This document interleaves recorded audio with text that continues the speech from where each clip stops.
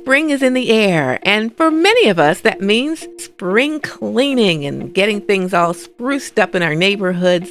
And I'd like to welcome Ebony Gatson to her new role as Executive Director of Keep the Midlands Beautiful. They have many initiatives that you can get involved with, whether you are an individual, in a civic organization, part of a church, you name it. There are plenty of ways that you can get involved. Welcome to the show, Ebony. Absolutely. Thank you so much for having me. And we love it. Of course, our organization has active participants year round, but we're definitely fans of the spring and people re-emerging, so to speak, after the winter season. So, Ebony, where do we start with cleaning up? I mean, there's just so much to do. Sure. So Keep the Midlands Beautiful, or KMB for short, we definitely have no shortage of programs and services that members of the community can get involved with. So some of our most common programs are the Adopt-a-Hwy program and Adopt-a-Street if you're located within the city of Columbia.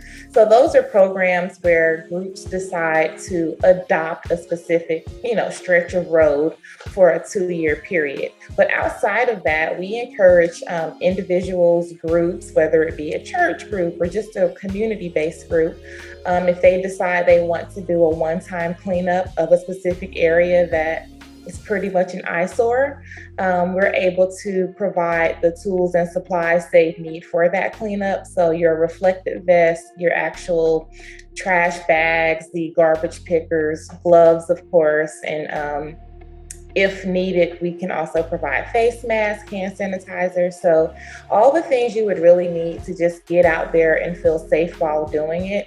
And fortunately, with collecting litter, you're able to distance as appropriate. So we find that it's something that kind of meets the comfort level of everyone, of especially varying degrees. So those are some of the most common ways that we really encourage people to become more active in their own communities.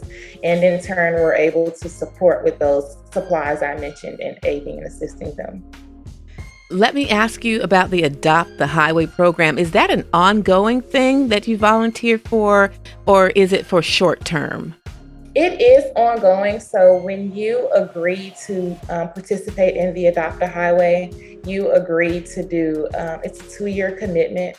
And typically the groups that do that, they have this committed area that most times they may have worked or lived in that area anyway, so you're already pretty much invested in it. Some have found that they were cleaning those particular routes all along, but they never officially, signed an agreement form with KMB. The great thing about that is that once you sign up for that commitment, you do get signage that has your group name, and it shows that you're adopting that particular stretch of the highway. So at the start and end of your route, there's signage that has your group name. I think that the people who sign up to do that kind of work and just volunteer their time and their services, they are a special group of people. Isn't it time? This is 2022, okay? And we still have problems with litter. What do you think is the driving problem that people have not gotten the message to not put trash anywhere else than a trash can? I'm sure there's a lot of research and psychology behind it, but ultimately our goal is to help people realize that as members of the community, there are really like small actions that can take place to prevent and eliminate the litter that we see. So it's as small as you and I, making a decision, a very sound decision to place our trash in an appropriate trash can. Realizing that if you're driving down the street, to not roll down your window and throw trash out of the window, maybe waiting until you get to the nearest gas station and using a trash can there. So it really just starts with those small actions. And I think the more that people feel connected to their own communities, you see that individual sense of pride. So because I now feel like an active member, of this particular neighborhood, I'm going to do my personal best to make sure that our neighborhood presents itself the best as possible. So I'm not going to, litter. I'm going to encourage my neighbors not to litter and really just becoming advocates at a really local level. It almost becomes contagious.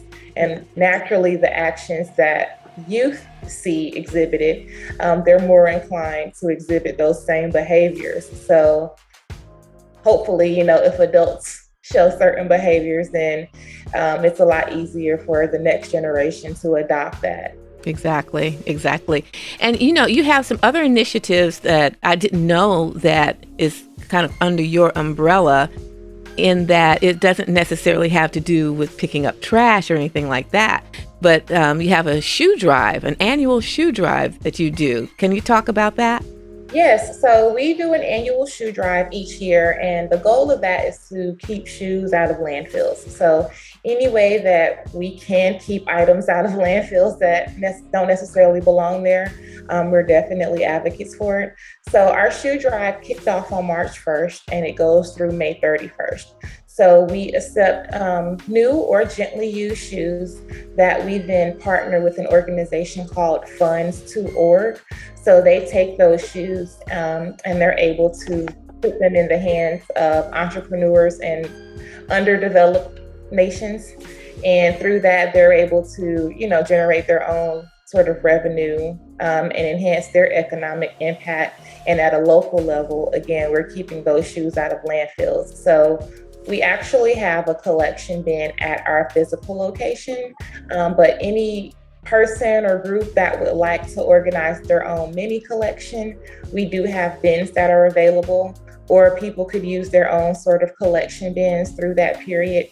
It's nice to kind of create a challenge out of it. So I personally want to collect 100 pairs this year between our friends and family.